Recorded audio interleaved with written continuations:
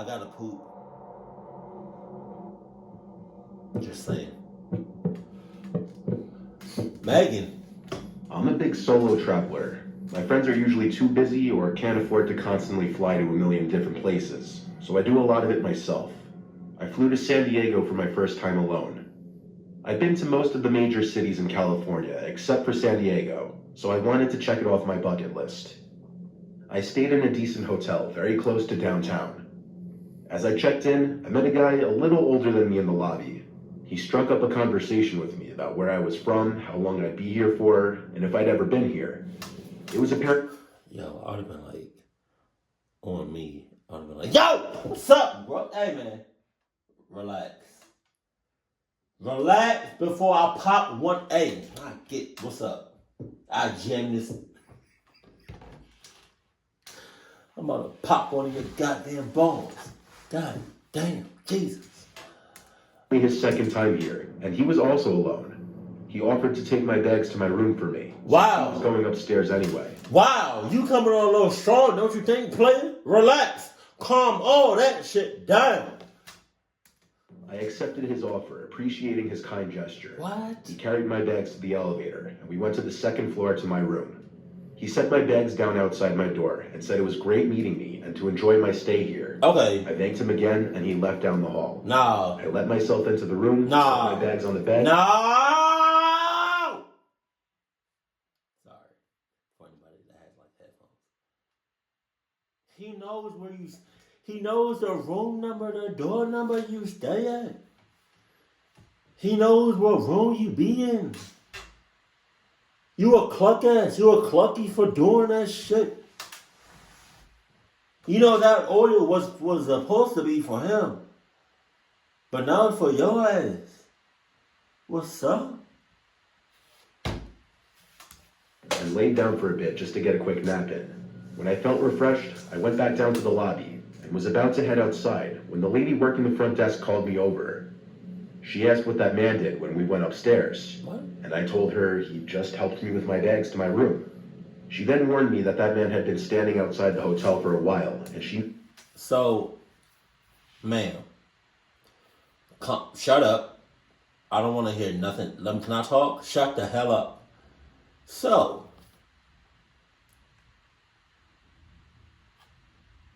you saw old dude approaching me.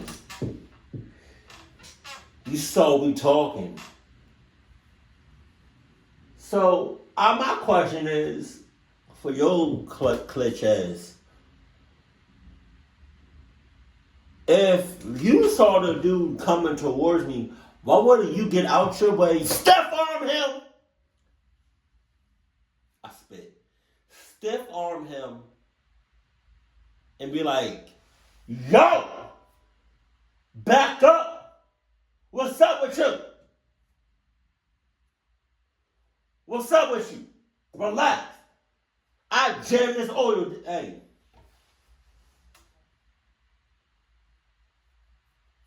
I know what you about. You are clucky. You are clucky. I'll cluck you up right now. Just say something else. Say something else. I saw you eyeing her down when she came in here the whole time. Why wouldn't you approach me or tell me something or stop him from talking to me? You saw him. You saw him approaching me. You saw him eyeing me down. We communicated. We talked. We went to the same room. Like, you saw all of this going on and you didn't want to say nothing in the middle of it? Only when you realized he helped me up to my room is when, no, it's too late for that shit now. He knows where I stay at. You cluck ass. I should kick you in your ovaries. I noticed him come in moments after I came inside. She told me that she was fairly certain he wasn't staying in the hotel, and if I see him again, I should stay away from him. This was, of course, very unsettling. I hoped she was wrong and he was actually just a nice person. Wow. To be safe, I would listen to her. I went out and explored and had myself a day. I came back a few hours later to change into different clothes for dinner. There was a different person working the front desk now. In the hotel room, I showered quickly, then changed into different clothes and laid down for another quick power nap. During this time, there was a knock at the door to my room, followed by a quiet male's voice saying housekeeping. I didn't order housekeeping, and it was my first day there. Maybe they had the wrong room. I went to check the peephole of the door, and I didn't see anyone in the hall. Oh no. That was beyond strange. Then, immediately, that man from earlier came into my head. What if it was him? I ignored the knocks and went to my phone to call the front desk and asked them if they had sent housekeeping to my room. And of course, they said no. So I asked for someone to be sent to my room for my own safety. And 5 minutes later, a hotel maid knocked on the door.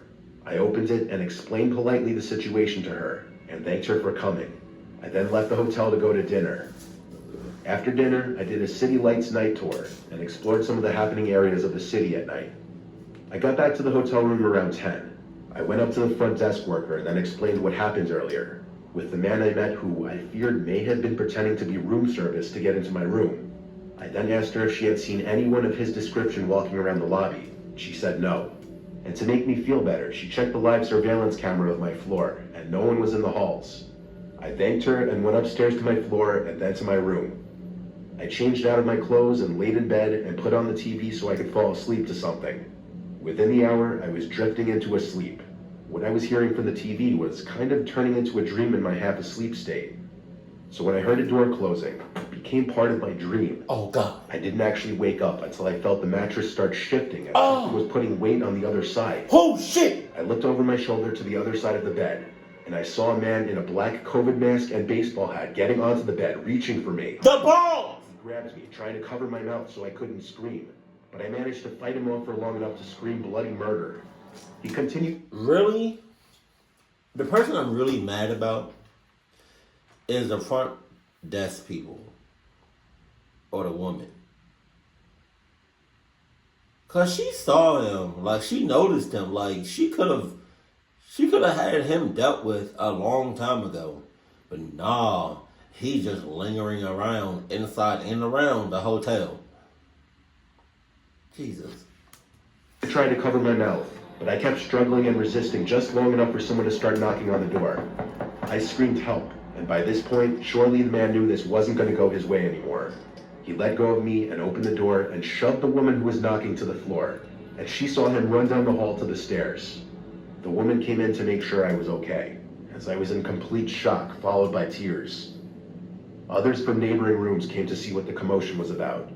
Hotel staff came as well, and the police were called. Based on the hotel video footage, the man somehow acquired a master key which allowed him to access my room. The mask and hat hid his identity, but I strongly believe it to be the man who helped me with my bags the first day. I believe he wanted to find out what room I was in to later come back to. It's scary to think he may have done this successfully to somebody else. I tried my best to enjoy the rest of my trip, even though I went through something that will likely stay with me for the rest of my life. The hotel gave me a full reimbursement for the entire stay, and they gave me a different room to stay in. Honestly, looking back, I probably should have pressed charges on the hotel. The hotel, of course, also gave all the necessary footage to the police department. I haven't ever been contacted to identify anybody, which sadly more than likely means the man was never properly identified or caught. Again, it could have all been prevented if man, clock her. The events of this story take place a few years ago, maybe in 2013 or 2014. Honestly, I don't remember because the story is such a blur and I've eventually just blocked it out over the years. It was Christmas break and I was a freshman in college attending a university in New York City. With that being said, I was miles apart from my family who lived all the way in Bulgaria.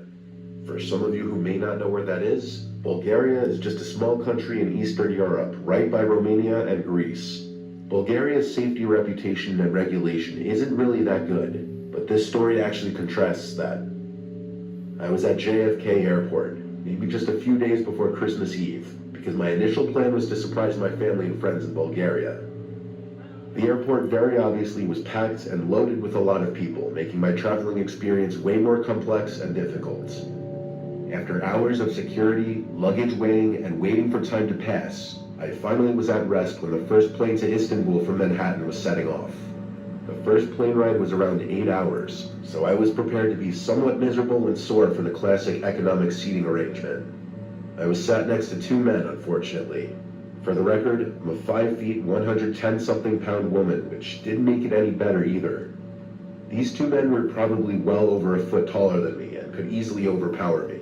The man on the right to me was relatively quiet, black hair, glasses, and low-key ripped. The guy on the left to me, however, freaked me out. He would occasionally mumble to himself quietly, and he would pick at his skin, sometimes even nudging his arm close to mine. I took note of the guy to the left of me and tried my best to have a decent 8-hour flight. The only thing keeping me productive was the fact that I'd be in my home country in less than 48 hours. But this productiveness got trimmed short when I'd be minding my business, maybe doing work or listening to music, and the guy left of me would be very bluntly staring at me. I tried shrugging it off. Maybe he has a disability that made him lack social cues. But as time went on, Yeah.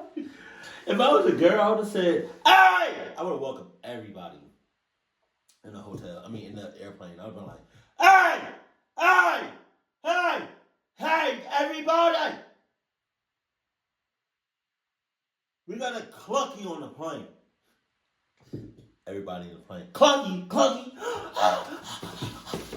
Clucky! Clucky! Oh, God!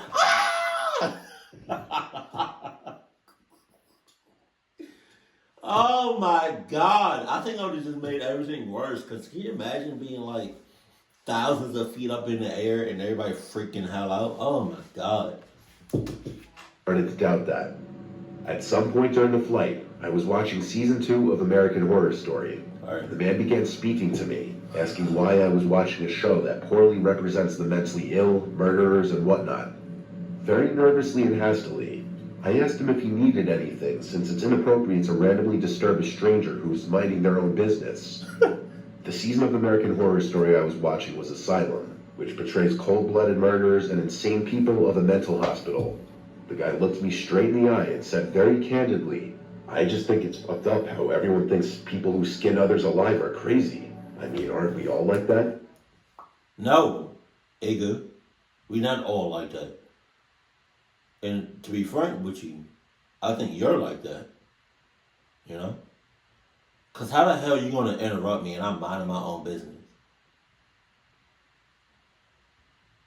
You know how much of a psychopath you are for doing that? You know how much of a clucky you are for doing that?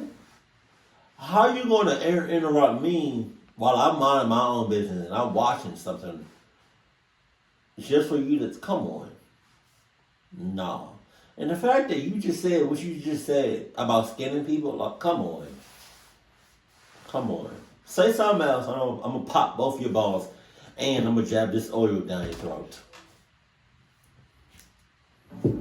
I mentally began freaking out, asking myself who the hell was I sitting next to? And did anyone else hear that? I chuckled, brushing it off to seem unbothered. For the rest of the flight, I was scared shitless, and I contemplated asking for an open seat that may have been available by the back of the plane. But nonetheless, the flight came to an end, and we arrived in Istanbul. I gathered my stuff as quickly as I could, and escorted myself out of the plane as soon as possible. Now, I wish I could say the story ends there, but unfortunately, it does not. The rest of my Christmas was fine, but what that man said still rung in my head like a bell. As January approached, I began packing up again to head back to New York. I was sorting out my tote bag and throwing out any old trash I may have stuffed in there from traveling, when I came across a disgusting note that must have been slipped in there when I was sleeping. It read the following: "I wish I could see what you look like under your skin. I really wish I took a picture of it as evidence, because only a month later into February, there was a news article that my younger sister sent to me that basically talked about the same exact man from my plane ride being sent to jail for multiple accounts of rape, attempted rape, kidnapping, attempted kidnapping, and first-degree murder in Istanbul." Reading that article made me sick to my stomach, and honestly, that whole experience drove me to just stay home for the holidays for a few years.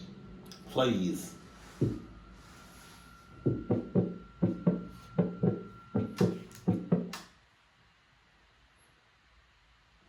That's not Marcus with a C. It's Marcus with a K.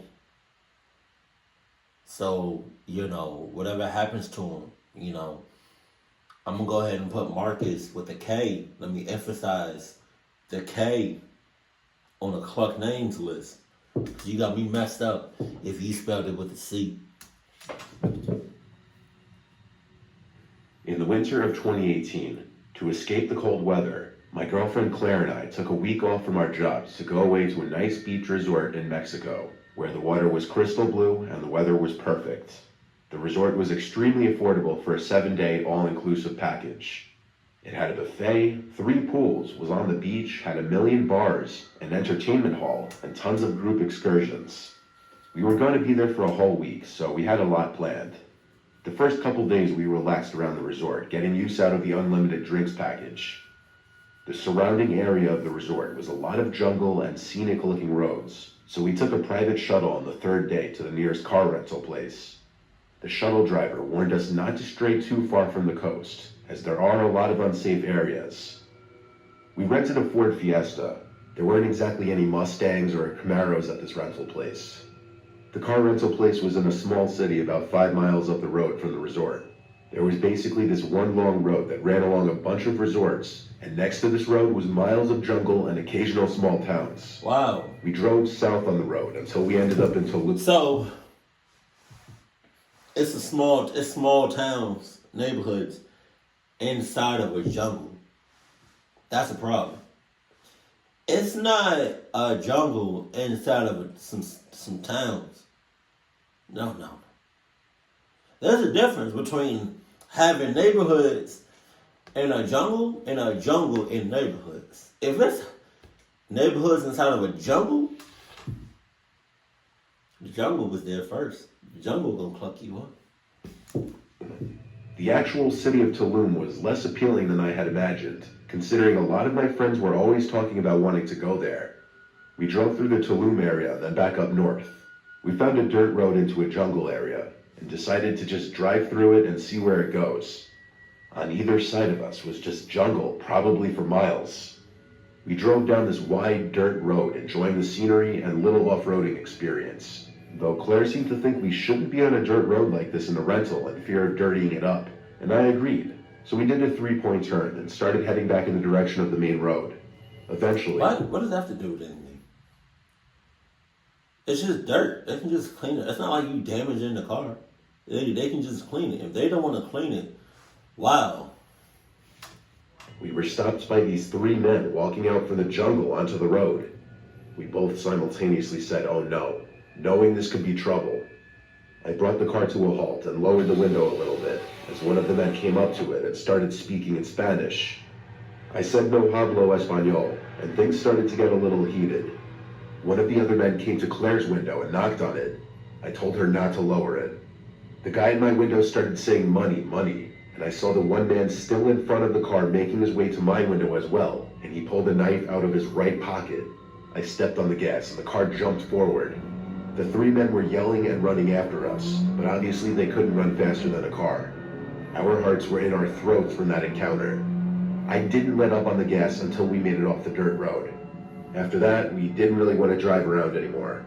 We brought the car to the resort parking lot and left it there. We didn't want to return it yet, especially since the rentals there were so cheap anyway. The next day, after talking with some of the workers at the resort, who recommended a beautiful nearby cenote to check out, we drove the car to another similar-looking dirt path very close to the resort. We followed the workers' directions and drove all the way to the end of the dirt road, then parked when we saw a sign for the cenote. We found it without issue, and we were the only ones here, surprisingly. We didn't see any other cars. We followed the signs down this beautiful scenic pathway. It was a truly peaceful experience that unfortunately had to be ruined when we started feeling like we were being watched. I don't mean we had some sixth sense. I mean we literally heard rustling and footsteps from all around us in the jungle. I told her, let's just keep walking. We continued to follow the signs, and out from nowhere, a man came up to us, once again speaking Spanish. When I again responded no hablo español, he started to attempt to speak in English, and I understood him to be trying to tell us to come with him, that he'd lead us to the cenote. Claire and I looked at each other nervously, and we followed the man. What? He was leading us a different way than we were originally going. It seemed like we weren't following the signs anymore. Claire tapped me on the shoulder and then pointed at the man's back pocket. There was the handle of a large knife in his back pocket. I whispered to her to run, and then pushed her to start running, and I followed close behind. The man noticed and started running after us, but thank the Lord he was slow. We were easily outrunning him. We made it back to the car, and at first I thought he'd stop chasing us. But as soon as we got in the car, 3 people emerged from the path we just came from and tried opening the car doors. They then started hitting the glass, trying to break the windows open. Before any of them could actually break the windows, we were already moving. Claire was crying. Hell, I wanted to cry too. 2 days in a row of this. We officially hated this place. We brought the car back to the rental shop, and luckily there weren't any dents or anything from being pounded on, just some dirt stains. We shuttled back to the resort from there, and we didn't leave the resort again until we left days later for the airport.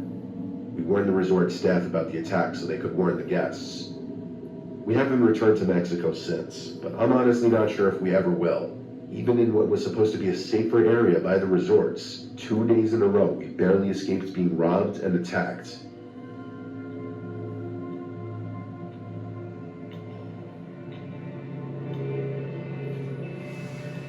They got, man, you said Mexico? All right, that's another place I'm not going to be visiting. You know? Just saying. Hell, you got, Jesus. See, my thing is, it's like, people go to these countries, these like certain places on earth, and you either don't know the language at all or you barely understand it. And that's a bad combination.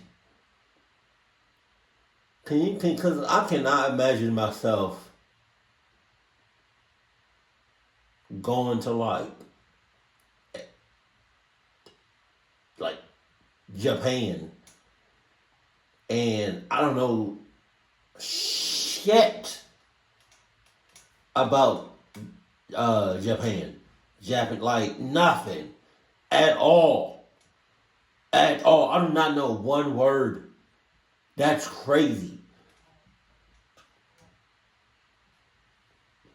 Oh, that's that. I thought I heard some voices in this mother clucker. Let me get the hell off of this. Oh my God, because like, can you imagine that? You barely knowing the language or not at all, and you go to like Europe or Paris or some place like that. Like, no, man, and I get clucked up in the process, and man, come on. Hell no.